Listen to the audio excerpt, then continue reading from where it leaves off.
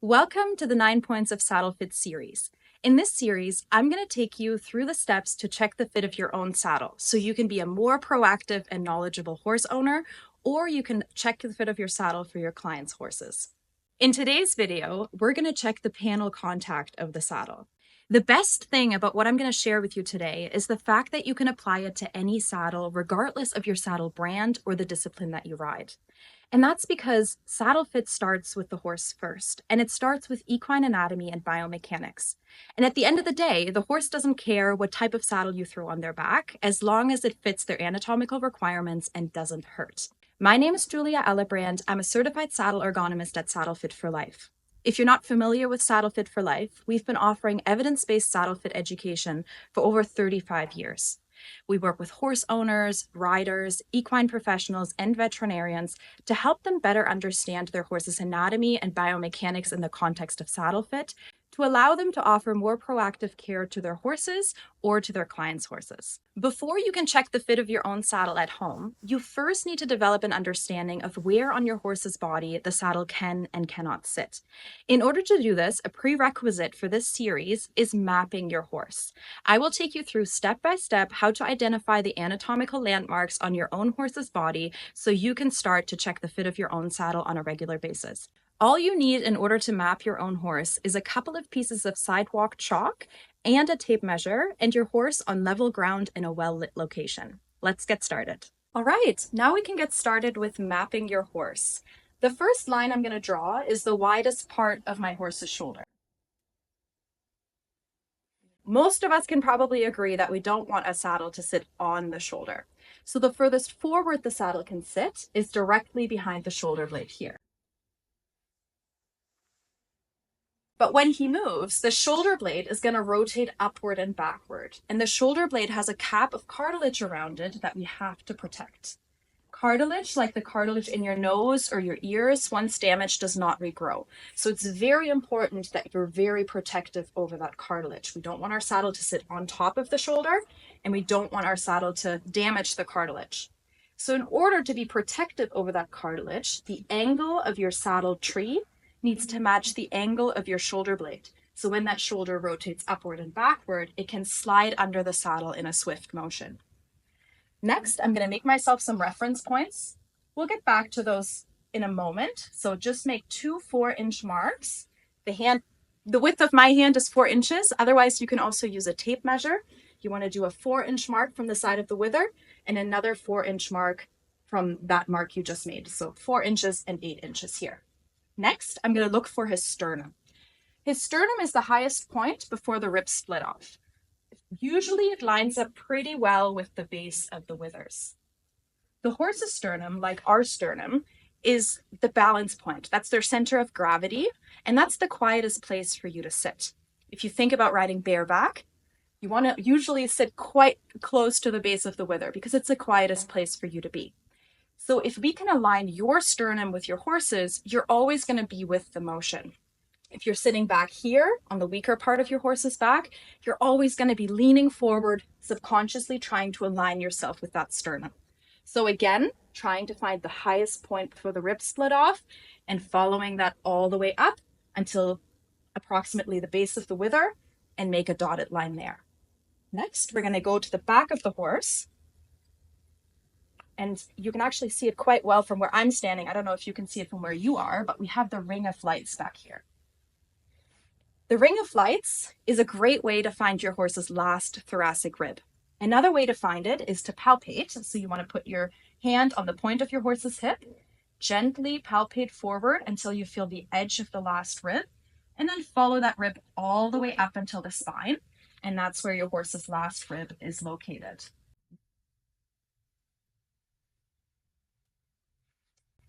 This is also where the 2 hair directions meet. So we also call this the rein line. If your horse gets wet in the rain, that's where the rein is going to run down their body. So make yourself another mark back here. Beyond this last rib are his transverse processes of the lumbar spine. That is a non-weight bearing area. That is a big red zone. So I'm going to put a big red X back here. We also call this the bucking reflex point. We can't have a saddle extend beyond this point. Saddles that are longer than your horse's last thoracic rib and go into that lumbar area, they may cause your horses to buck. Horses will have difficulty tracking up, difficulty picking up the canter. They might counter canter, switch leads behind. So a very important zone for your horse, in order for your horse to move in a sound way and to be able to move over their back, they have to be able to engage their hind end. So very important that we identify the last thoracic rib. Next, I'm going to use my fingertips to palpate his longissimus muscle. You can see it's nice and jiggly up here. The longissimus muscle is the longest back muscle. I'm going to follow that muscle all the way up until I feel a medium to hard edge. That is the edge of the supraspinous ligament. So we know we want to stay off of the spine itself. We have spinal nerves that emerge along the spine, but we also need some extra room on both sides. You can see that's quite wide. So you can see how easily I can move this big horse around just by applying light pressure to the side of that supraspinous ligament. So we can also see when I place pressure along here, that he dips away from that pressure. That's a parasympathetic reaction. So it's a nerve reaction because I'm hitting his reflex point. This becomes your gullet channel. So you have to make sure that your gullet channel is wide enough to stay off of the spine itself, but also wide enough to bypass the supraspinous ligament, because we want our horses to be able to engage the core and lift the back, but they won't be able to do that if you have a gullet channel that constantly tells them to arch their back. Okay? So again, palpate the longissimus muscle, follow it up until you feel that medium to hard edge, and then you can just make yourself a couple of dotted lines along the way. Next, I'm going to follow the longissimus muscle down until I feel the top of his rib head. This is where the muscle starts to thin off, and I want to stay up on the thick part of the muscle where the horse can tolerate the most weight. So I'm just going to make myself a couple more notches here. Now it's time, almost time to connect the dots. So we can connect the bottom line here, connecting to our 8-inch mark that we made on our second line. And we can also connect the dots up here along the edge of that supraspinous ligament. Finally, what we're left with is the wither clearance. So most people know that we need clearance on top of the wither, but it's also very important that you have clearance on both sides. The thoracic trapezius runs in this area, and it's a non-weight-bearing muscle. We also call this area nature's handbrake. If you have ever seen a stallion go to breed a mare in the wild or live cover, he's going to bite her in this vicinity, which is going to send a nerve reaction to the forehand to stop what you're doing, hollow the back, open the pelvis, and prepare for breeding. So again, the polar opposite of how we want our horses to go around the ring. So it's really important that we have clearance on top of the withers, but we also have clearance on either side of the wither. So that's why we made our 4-inch mark on the side of the wither, if you remember from the beginning. So now I can connect from our last thoracic rib line along the supraspinous ligament all the way to our 4-inch mark here. And what we're left with is this box here for real estate for Saddlefit. This is called our saddle support area. The saddle support area is the area on your horse's back where they can safely bear a weight. And the Saddlefit for Life philosophy, when it comes to the saddle support area, is quite simple. Stay off of scapular cartilage, stay off of nerve endings, stay off of reflex points, ligaments, all of those things that are going to make our horses hollow away and prevent them from moving in a sound manner. We want the saddle to be supported on muscle instead. I've shaded in the saddle support area for you in green for you to better see where it is located on this particular horse. But again, we want to stay off of the shoulder. We want to stay off of the side of the thoracic trapezius, off of the spine and off of the supraspinous ligament.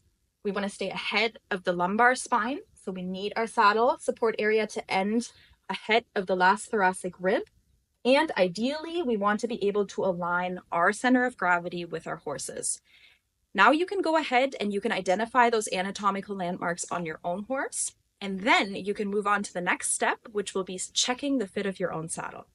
All right, now we can get into checking the fit of your saddle. I've placed my saddle on his back. Very important when you get started is to make sure that your saddle is in the right position. So you want to make sure that your saddle tree is on that second line that you drew directly behind your horse's shoulder blade. So a good way to know, especially on a jumping saddle that has a bit of a more forward flap, is to use the D-ring as an indicator as to where your gullet plate or your tree is.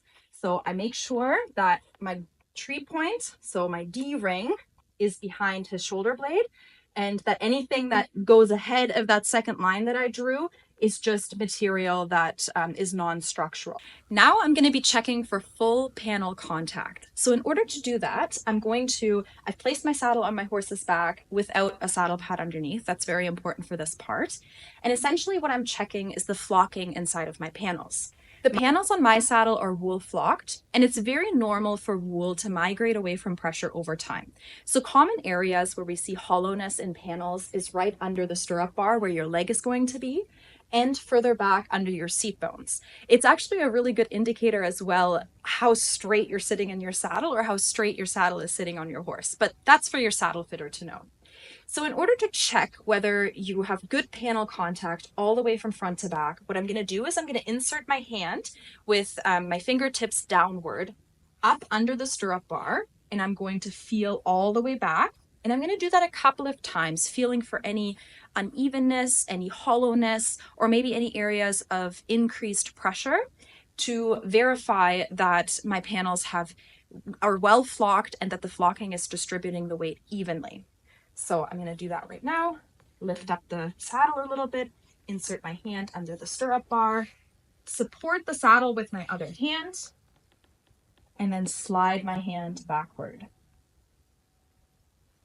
Again, I'm going to do that a couple of times on both sides, just to make sure that I'm feeling what I'm feeling. Perfect. So this particular saddle was reflocked recently. So as expected, the panel contact is good, meaning I have an even feel of contact all the way from front to back. There's no bridging, there's no hollowness. So it is going to do a great job at distributing my weight evenly over my horse's saddle support area. If you're feeling any unevenness, if you're feeling some hollowness, make sure to give your saddle fitter a call to double check that the panel contact on your saddle is correct. Now we're going to check our saddle length. When it comes to length, when we were mapping our horses, we identified the last thoracic rib, which is the end of our weight-bearing surface. Especially with a Western saddle that has a lot of skirting around it, it's really important to double check that none of that skirting is interfering either with your horse's shoulder or maybe with the point of the hip if you have a short coupled horse, and that your true weight-bearing surface is within your horse's saddle support area. Generally speaking, the weight-bearing surface should start at the bottom of the concho here and then end at the end of your seat. So that's a good kind of guideline of where on your horse's body the weight-bearing surface should be. But again, always verify that you don't have any contact made by any of the skirting. That is supposed to just be aesthetic. So in order to check that, what we can do, and in the same token, we're actually also checking our full bar contact, so we can kind of do two of the checks in one go. We will insert our hand under the bar, and we're going to slide our hand all the way back, and we're going to feel for even contact, making sure that the contact ends ahead of the last thoracic rib. In my case, I have a bit of an easy job because I can see that there is daylight between the saddle and my horse's last thoracic rib, indicating a whole other fit issue that we will get to in another video. But let's just insert our hand and feel for even contact. So I'm putting my hand under in this area, stabilizing the saddle with my other hand, and then I'm sliding my hand all the way back. You can feel there's a little bit of hollowness right about here. So I'm going to do that one more time, just to verify that what I felt is actually what I felt.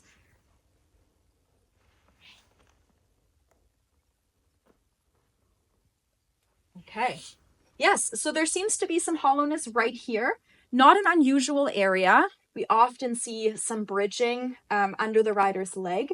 So interesting to feel here. You always want to make sure that you're doing this on both sides, because you could have different wear patterns on either side of your saddle, or your horse could be slightly different in their muscling on either side. So make sure to do that on both sides. But in this particular case, there is a little bit of bridging going on. So another fit issue to add to my list of things that will need to be changed about the saddle in order to make it comfortable for my horse. Thank you very much for tuning into our 9 Points of Saddle Fit series. For more free educational content, be sure to subscribe to our YouTube channel, follow us on Instagram, Facebook, or TikTok, or if you're interested in furthering your education beyond free content, we'd love to chat with you. You can book a call with one of our instructors to learn more about our courses. We offer evidence-based saddle fit education that is online and self-paced, so you can fit it to your own schedule. And we have different courses both for horse owners and riders, as well as for equine professionals, and continuing professional development credit for veterinarians as well. I can't wait to see you in the next video, or maybe even welcome you to the Saddle Fit for Life Academy permanently.